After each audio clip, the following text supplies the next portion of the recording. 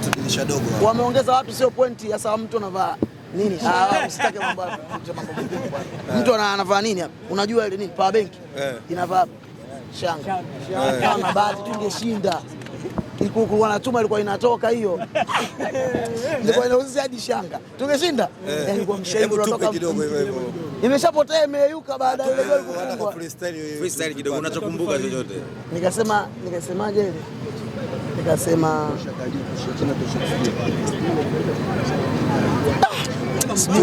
tupe bwana. Sio mpira. Nilisema nataka niwaambie kwamba kawaambieni makolo hii Yanga anasema bwana, mbona nimesahau wewe macho cha wema au nawe umejivaa bwana. Nilisemaje? Nendeni kawaambieni makolo hii ni Yanga bwana.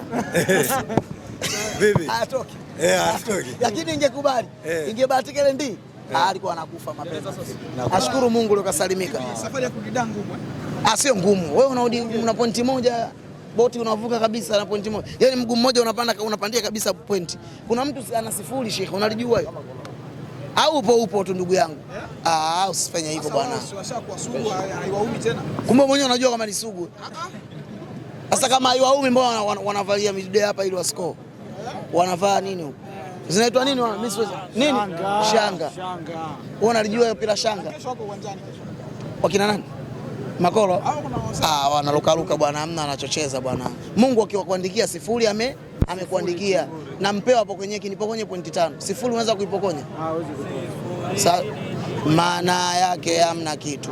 Ila 5 unaweza ukatoa na 1, 5 unaweza ukatoa na 2, 5 unaweza ukatoa na 3, 5 unaweza ukatoa na 4.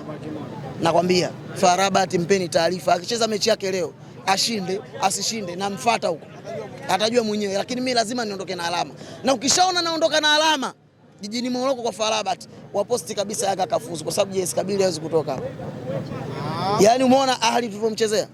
Ahli si mkubwa, lazima tukubali. Hiyo na quality player. Tumecheza naye, tumejipanua naye, uwezo wetu umeshia pale, tumechukua pointi alama moja. Si haba.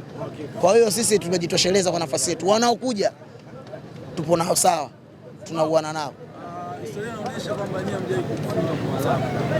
Maana lakini mnyama anamgaragaza kashatoka karibuni mara 2. Mnyama yupo mwenye shanga na sifuri. Yanga shamfunga 16 kesho kanavaa moja mbili. Ndio namshangaa sasa historia ipi au hiyo jiografia. Hiyo teama hiyo. Bwana yule kashakufa pale, goli la shinda Nadir Rupapa Harubu Kanavaro, labda nikutajia majina unaweza umeyasahau. Nadir Rupapa Muiti alikuwa kapteni hapa. Mzee wa Maheda. Bila kesho kwenye penalty anakusabanuza. Sasa unasikia mambo hayo. Hiyo historia nakupa.